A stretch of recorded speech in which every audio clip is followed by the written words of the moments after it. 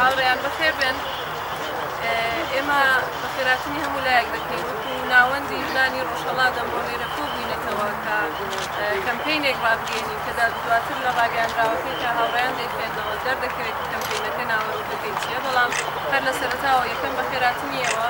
ڕای دەگەینین کە ئەمڕۆ 23 ئابانی 1398 تاوی ئێمە ناوەندی ژنانی ڕۆژھەڵات بۆ کۆتایی هێنان بە زۆر و زۆر بەرامبەر بە ژنان ئەم کەمپەینە ڕادەگەینین.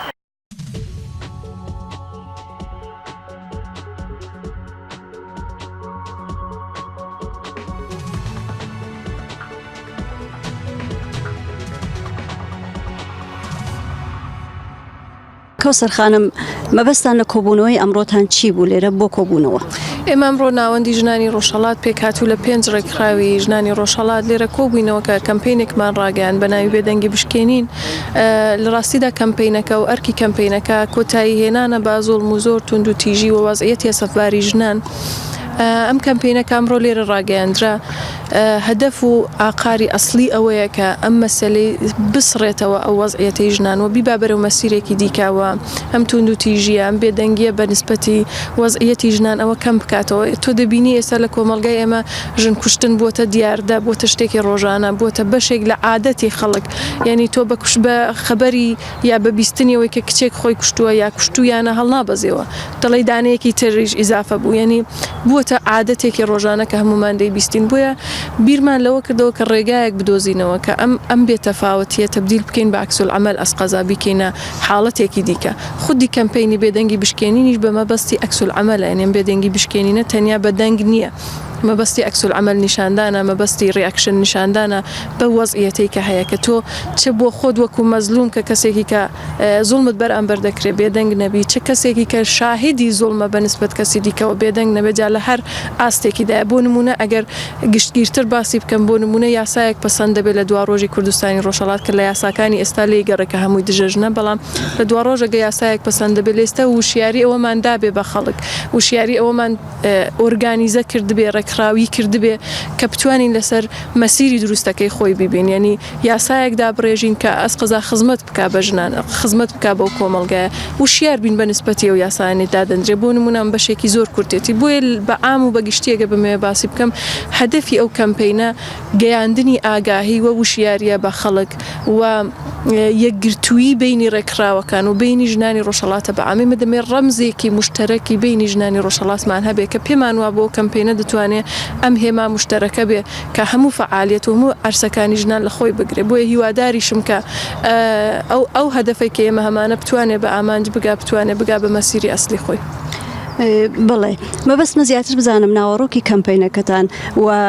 بە چه میکانیزمی کارەکەن لە ئەم کەمپەینە و هەروەها ئایا ئێوە ئەم کەمپەینە تایبەتەکەن بەس بە بۆنە 25 نوامبرەوە یا ئینکەنا بۆ پرسیژن بە تواوی لەم کەمپەینە ئیسفاداکەن وەژێر ناوی ئەم کەمپەینە ئێوە کار و چالاکیەکانتان بەڕێوە بن؟ بەڵێ ئێمە ئەو کەمپەینە تایبەت نییە بە بۆنەیەکی تایبەت، بۆ وەزعیەتێکی تایبەت نییە، بۆ ڕۆژێکی خاص نییە و کەمتر نەمایشیە. تا ئێستا لە بۆنەکانی ژنان لە ڕۆژی 8 مارسدا لە 25 نوامبردا ڕاگەیاندن دەدرێتە دەرێ سمینار بەڕێوە دەچێت کۆمەڵێک کاری هاوبەش و لەوانەیەشتی لەو چەشنەش بکرێت کە هەمووی باشە و لە جگەی خۆیدایە، بەڵام هەستمان کردەوە کافینێ کەفایەت نادات. چەندین ساڵەوە تکرار دەبێتەوە، دەورێکی تکراریە، قسەیەکی تکراریە. ئێمە زۆر جار عیلمی هاتووینە سەر پرسی توند و تیژی ڕیشەکانی چین، سوزانم هۆکارەکانی چین، وەزعیەتەکەی چۆنە نمونونەکانی توند و تیژی، شاخەکانی توند و تیژی کامانەن و چین و لە بەچە ئاقارێک دەڕۆن، بەڵام ئەمە کەفایەت ناکە. ئێستا ئەم محتەوایە کە کوردستانی ڕۆژھەڵات بێت تێگەیشتووە لە ئەسلی توند و تیژیەکە، بەڵام هەڵوێز نیشاندان لەگەڵ لە بەرابەر ئەم وەزعیەتە دیتنەوەی ڕێگە چارە بۆ ئەو وەزعیەتە. ئەمە ئەرکی ئەسلی ئێمە بە نەزەری من وەکو ڕێکخراوەکانی ژنانێمە دەبێ وشیارانەتر لە خەڵکی دیکە تەرکیزی زیاتر بخەینە سەر ئەو مەسەلەی، لەبەرەوەی خەڵک لە کوردستانی ڕۆژھەڵات وەزعیەتی تایبەتی خۆی هەیە، دەرگیری مەسەلەی فەقرە، دەرگیری مەسەلەی بێکاریە، دەرگیری زۆر مەسەلەی دیکەی دیاردەی کۆمەڵایەتیە و بە ئیزافەی ئەوە دەرگیری مەسەلەیەکی سیاسیە کە هەمیشە خۆت دەزانی فەزایەکی میلیتاریزە بەسەر کوردستاندا حاکمە. ئەم لە هەمووی ئەو فەزایانەدا بەڵام دەبێت لە ئێستێ وشیار بینێمە دەبێت خۆمان بۆ هەر ئەگەرێکی سیاسی ئامادە بکەین کە بە یەکگرتوویەکی ڕێکخراوەیەوە بەرەو پیری ڕووداوەکان بچین. ئەمڕۆ ئێمە لێرە شاهدی ئەوە بوون کە پێنج ڕێکخرا وەک ناوەندی ژنانی ڕۆژهەڵات لێرە کارێکی هاوبەشتان دەست پێ کردووەوە وەک چالاکیێکی هاوبەش دەستان کردووە بە کارەکانتان پێتان وایە چەندە کاریگەریە بێ ئەم هاوبەشانە و ئەو پەیامەی کە ئێوە مەبەستانە بیگەێنن ڕوو بە ژنانی ڕۆژهەڵات و بەگشتی بە خەڵکی ڕۆژهەڵات چییە؟ یەکەم پەیامەکە ئەوەیە کە مەسەلەی ژن مەسەلەیەکی تاک یا مەسەلەیەکی لایەنێکی تایبەت نییە مەسەلەیەکی گشتگیرە ئەم پێم وایە هەموو تاکەکانی کۆمەلگاش دەگرێتەوە جیا لە هەموو حیزبەکان هەموو تاکەکانیش دەگرێتەوە چ بە ژن چ بە پیاوبووی مەسەلەیەکی گشتگیرترە پەیامی ئێمە ئەوەیە کە ئەم گشتگیربوونی ئەم پرسە بگەێنین لە یەکەم ڕاستادا ئێمە لەسەر و پرسە تەواوەن هاوڕاین و یەک مەسیرمان هەڵبژاردو بۆ چارەسەری کێشەی ژنان بۆ حەلی مەسەلەی ئاپارتایدی کە بەرامبەر بە ژنان دەکرێت بۆیە ئەم یەکگرتوویە بۆ خۆی ئەو پەیامە لە خۆی دەگرێت کە کاری هاوبەش دەتوانێت قودرەتی زیاتر بدا بەم فعالیتێک ئێمە دەیکن لەوانەیە ئەگەر یەک لایەن بیکە تەیفێکی خاص مخاتەبی ئەو کارە بێ نەتوانێت هەمەگیری بکاتەوە بەڵام ئەگەر هەموو بن بە یەکدەنگ بێ بە هاوبەش بێ پێشم وایە هەم تەئسیری باشتری دەبێ و هەمیش ئەمە داخوازی خەڵکە ئێمە لە ڕاستیدا من نوێنەرایەتی جامعەیەک دەکەین و دەبێت چاومان لەو جامعەیە بێ بەرەو مەسیری و کۆمەڵگایە حرەکەت بکەین کە پێم وایە خوازیاری کاری هاوبەشن و ئەمنیش پێم وایە ئەو مەسەلەیە بە تایبەتی پرسی ژنان پرسێکە کە تۆ ناتوانانی جیای بکەیەوە ناتوانانی سنووربەندی بکەی ناتوانانی لێکیان دوور بخەیەوە بۆیە مەسیرێکی هاوبەشە و پێم وایە کاری هاوبەش حتمما تەئسیری باشتری دەبێت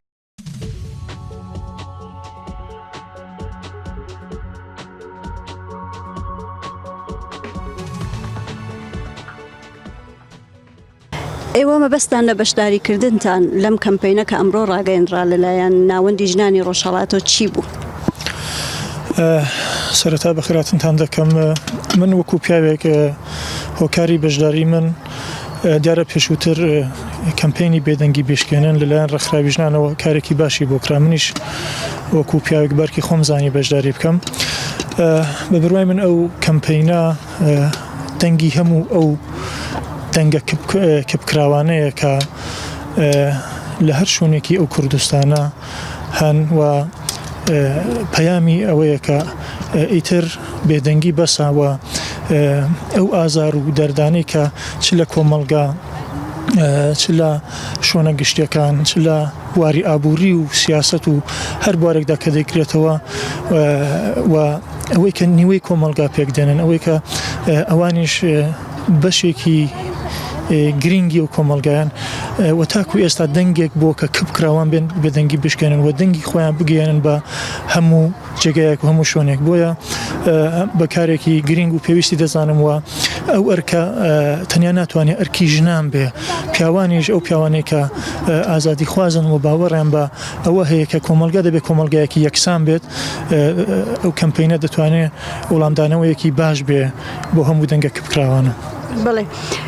ئەوەی کە ئێوە ئەمڕۆ کارێکی هاوبەشتان لە نێوان ژنانە لە نێوان پێنج ڕێکخراوی ژنانی ڕۆژهەڵاتە بینی لێرە پێتان چۆن ئەم کارە چۆن هەڵەسەنگێنن و ڕای ئێوە لەسەر کارە هاوبەشەکانی ژنان و درێژەی ئەم نەوع پرۆژانە چییە؟ من پێم وایە یەکگرتن لە هەموو بوارەگا بە تایبەت یەکگرتنی ژنان دەتوانێت ڕەمزی سەرکەوتن بێت و یەکێک لەو شتانەی کە دەتوانێت بەگشتی بزوتنەوەی ژنان بە سەرکەوتن بگەیەنێت ئەو ئیتحاد و هاوسویەیە من بە بڕوای خۆم بزوتنەوەی ژنان خۆیان دەبێت ڕێبەری بکەن ژنان خۆیان دەبێت کاری بۆ بکەن و پیاوانیش دەتوان لە تەنیشتیاندا پاڵپشتیان بن لێرە ینی ئەسڵی پرسیارەکە گەر هەیە وڵامی بدەمەوە ئەوانە ئەو یەکگرتوویە من زۆر بە باشی دەبینم و پێم وایە دەبێت پلانی هەبێت ئەو یەکگرتوویە گەورەتر بێتەوە چ ئەو ژنانەی کە سەر بەخۆن چالاکی دەکەن چ ئەو ژنانەی کە یا لە ڕێکخراوەکانی دیکەدا چالاکن بۆیە من هەر بەو ڕوحیەتەوە کە دەیبینم ئەگەر ئاوە بەرەو پێش بچێەوە بتوانن کەمپەینەکە گەورەتر بکەنەوە و کاری ڕاگەیاندنی باشتری بۆ بکەن و تەبلیغێکی باشی بۆ بکەن کە ژنانی سەربەخۆ و ژنانی ناوڕێکخراوەکان و هەتا ئەو ژنانەی کە لە کونجی ماڵەکانن ڕۆژێک دەبێت ئەو پەیامە ببیسن و وەری بگرن و فەرقی ئەو کەمپەینە دەتوانێت لەگەڵ بەشێکی زۆر لە کەمپەینەکانی تر ئەوە بێت کە ئەوە بە پانتایی کۆمەلگاوە هەموو ژنان تێدا بەشدارن.